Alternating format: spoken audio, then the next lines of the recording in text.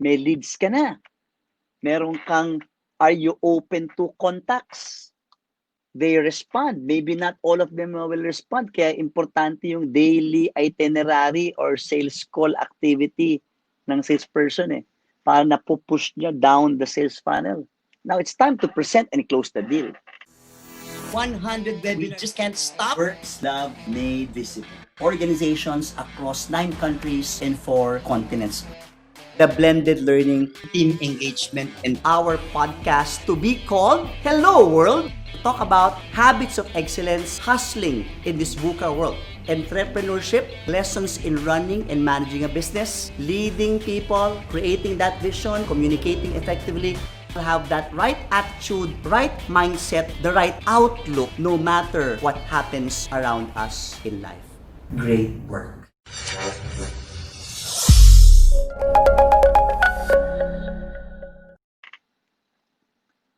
When you're presenting through video, just like what I'm doing right now, the 7 possible frustrations, internet issues affecting audio, video quality. So without this, just forget the video call. Baka pwedeng telephone call na lang, no? If the person is not familiar with tech tools, just like how I did earlier or how I do it at the start of each of the webinars, I will have an orientation on what buttons to press. May mga iba na walang alam na platform, ikaw pa ang magpe-prescribe ng simple platforms. No? Kung gusto nyo ng ease, ng video call, Google Hangouts Meet, i-explore nyo yan. Okay? Distractions and interruptions that also have to be managed. Of course, you can only control that from your point of view as a facilitator. Okay? Now, for prospective clients that you want to talk to during video call, ang ayaw na ayaw natin, what we need to avoid is that they will not participate, they will not have anything to say during the video call, because selling is really more us listening to what they're saying. So you also have to prepare your questions, or they may not be ready. You must have sent them. It is best to have sent them something to read in advance, so that you are not presenting new information for them on the spot. O ang presenter naman, hindi ka prepared sa talking points mo, hindi ka prepared sa mga possible objections mo, at saka sa closing statement mo. Okay?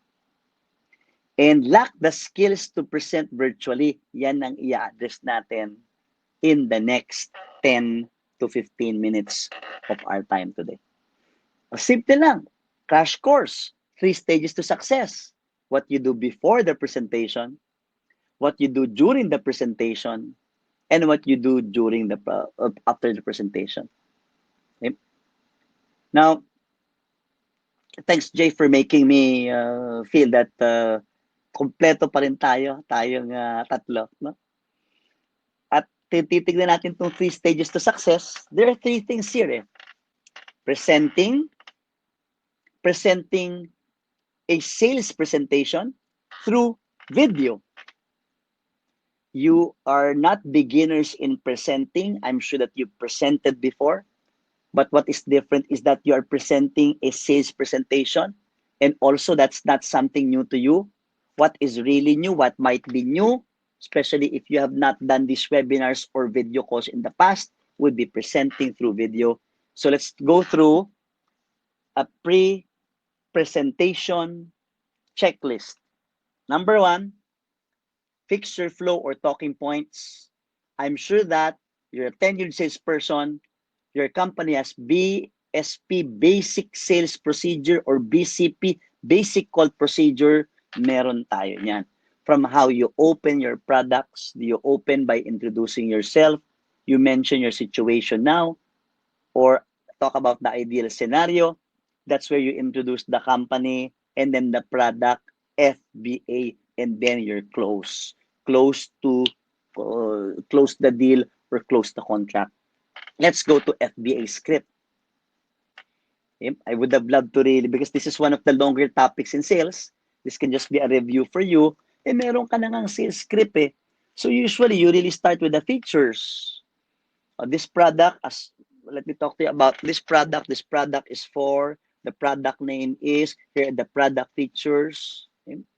You can talk about, if it's a food product, you can talk about the composition, you can talk about the usage of this product, you can talk about this can be used for preparing what specific type of dishes, or what is a specific type of restaurant products as well. Then you convert it into specific benefits, and the benefits are now more psychic, more intangible, like peace of mind, like freedom from worry, like convenience.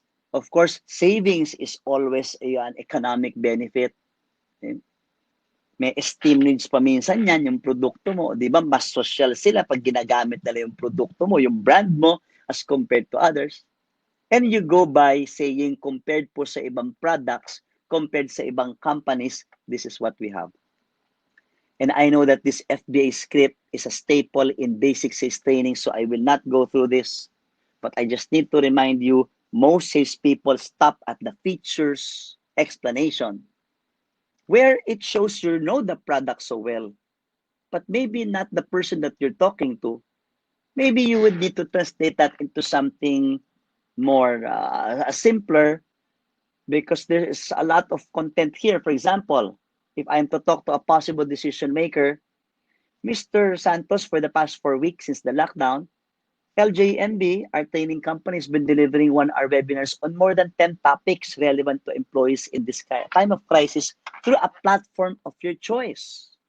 Sasabihin niya, so what? Ang benefits niyan, if you're open to having these webinars, your employee learning doesn't have to stop. You'll utilize some downtime, mas ma-engage pa sila. The 1-hour course is easier to complete, affordable fees pa if you go to the paid webinars, which will now make him think, oh, okay, you're talking sense now. Oo nga, no? Some of my people can definitely benefit from this. 1 hour lang pala, and you have free courses anyway. And I might go on and talk about advantages of our webinars with others. And I would go and just present. I may not talk about competition. I'll talk about very good testimonials that we've gathered from our first batch of attendees, first week of April, on how they found the webinars possible. So yung FBA, yan talaga yung complete end-to-end script eh. Just reminding you to check your existing scripts, because some people are techie, some decision makers are technical, some decision makers are not. Ang gusto lang nilang marinig benta, gusto lang marinig nila ay convenience, gusto lang marinig ay employees nila are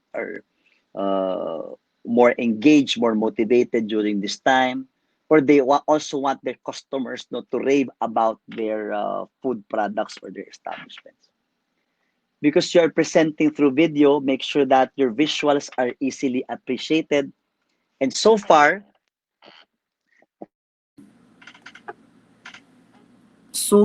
we have made sure, we ensure that in LJMB, our visuals are readable and visible in whatever platform that we're using. Kaya you have to work on kung ginagamit natin yung usual wordy PowerPoint natin, tapos mag-share screen kayo, just how I'm doing it here, just check whether the font size is big enough. Please avoid font types that are distracting. Di ba? Merong sans serif, may serif. Yung sans serif, yung mga may tail or yung mga may arte.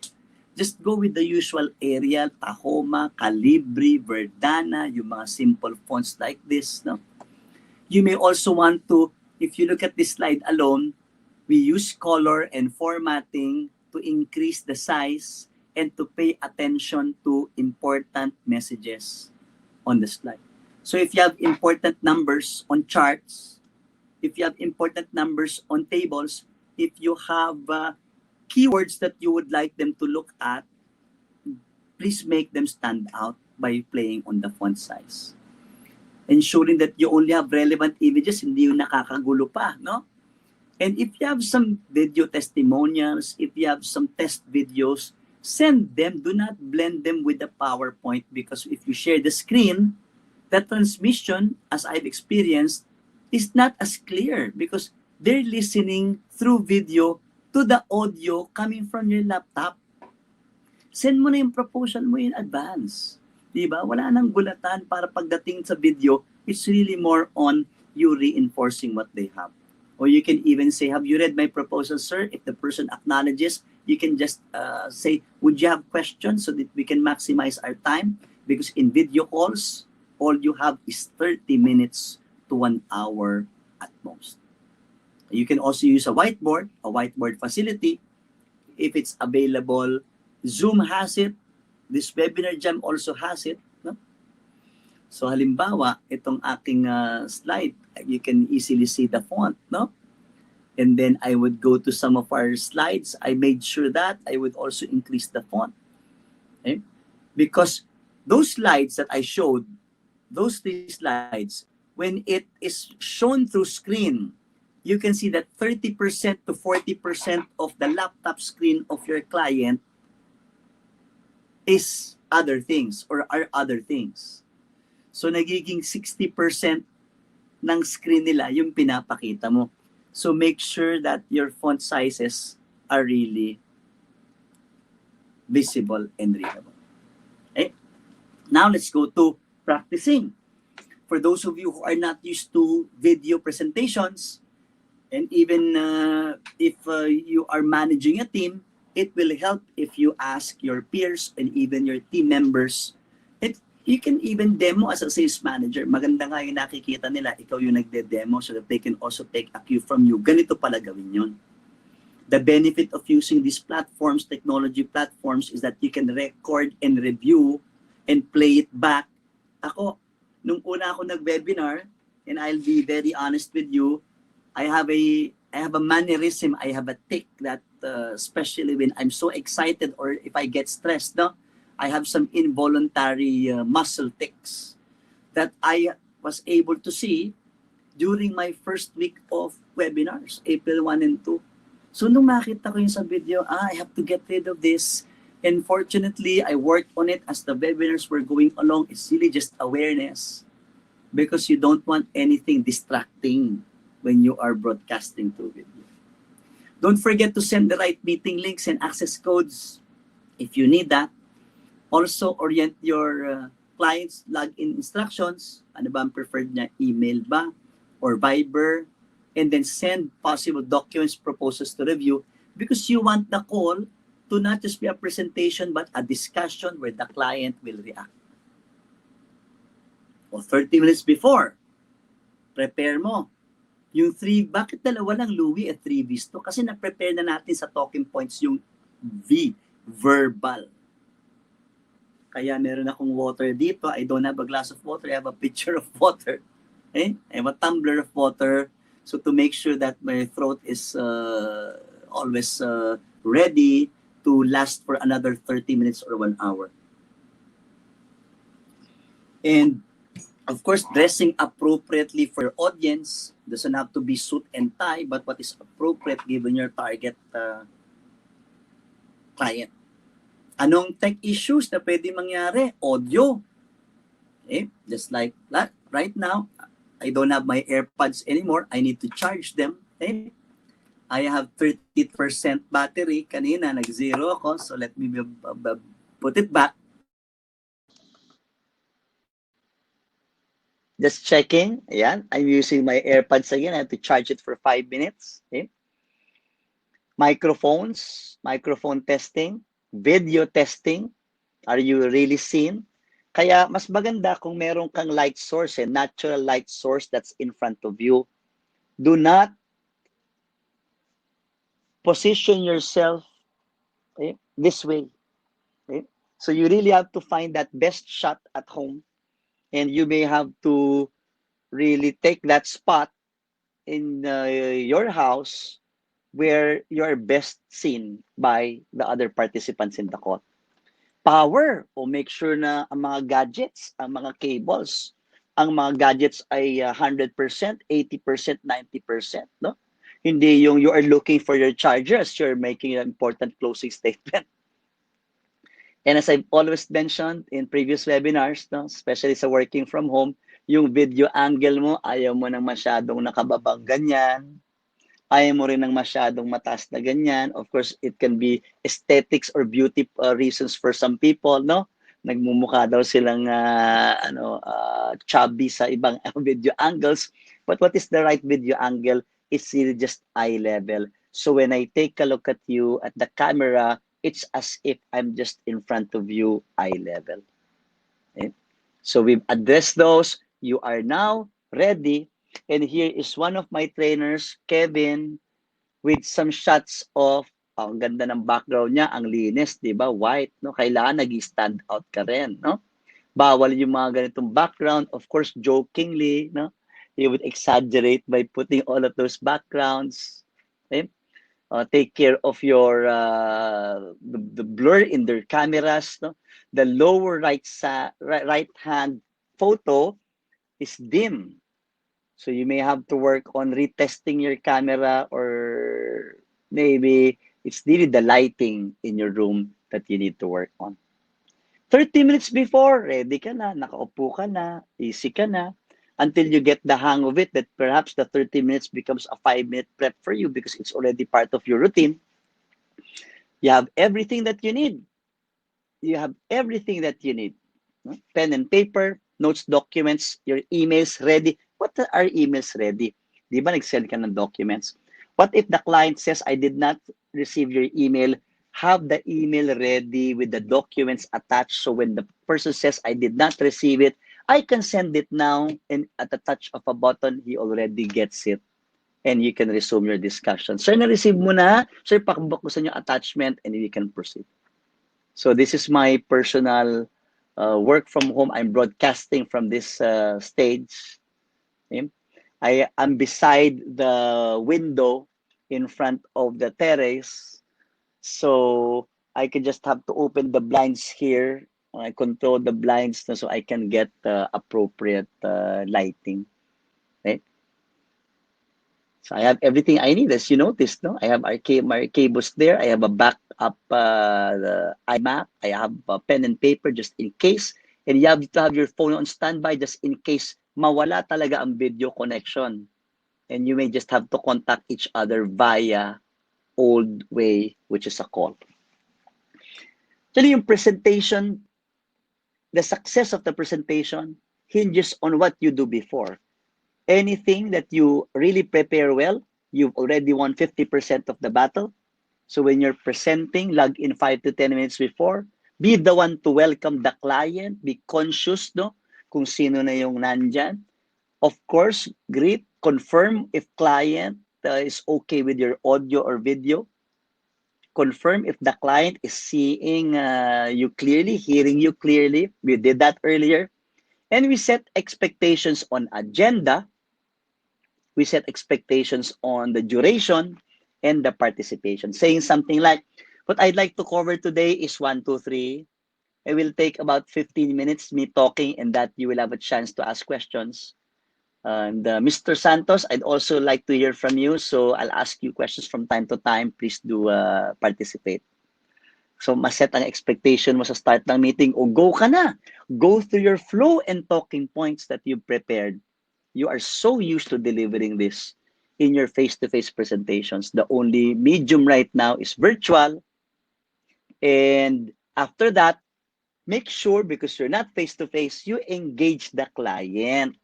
Some clients will interrupt you and will ask you questions. That's good. But if not, engage the client, plan your questions.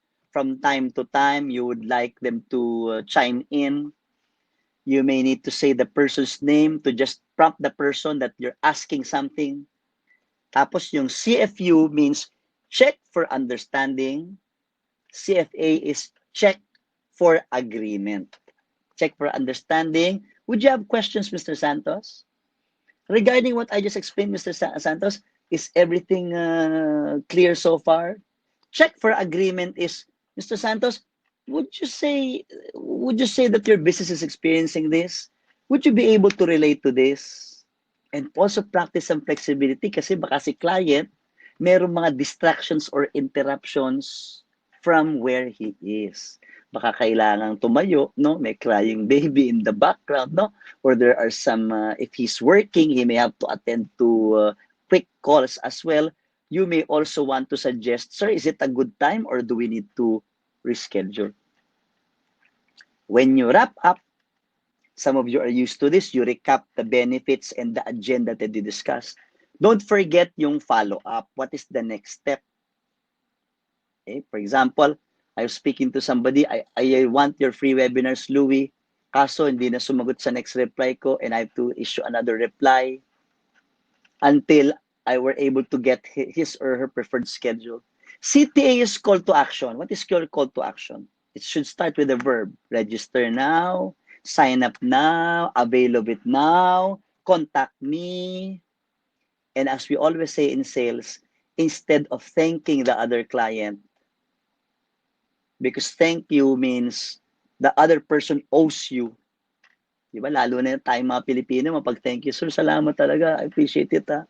Malaking tulong. Walang problema doon. Pero if you want the person to really feel good about the purchase, it's the congratulations part. Sir, congratulations, Mr. Santos. Malapit na tayong just minor details in the agreement. And your employees, your company will be able to benefit from our products and services. That's the wrap-up. In the post, you're used to this as well. You have to report something to your immediate superior. You may have to send final proposal, deliver on your promises to your customers, whether it's another meeting. You have to make, as I mentioned, a follow-through on the decision.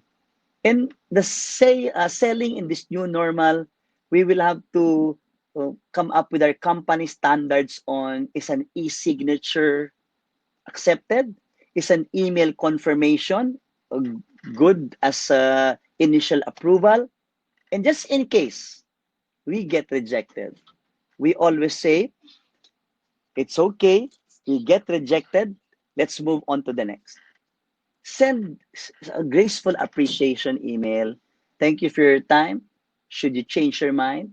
Because it's the professional that people remember, the professionalism that is shown in how we deal with rejections like this. Still prepare for your what ifs.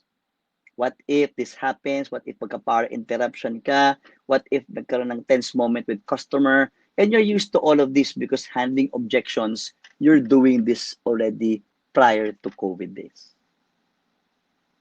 Let me end with this sales funnel or sales cycle slide.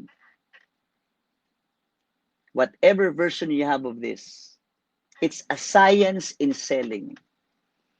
And the only major adjustments we need to do in this time of COVID is number one, innovating our offerings, our sales, marketing, and delivery channels because customers do not know how to access. They're also being conservative. They're on wait and see mode.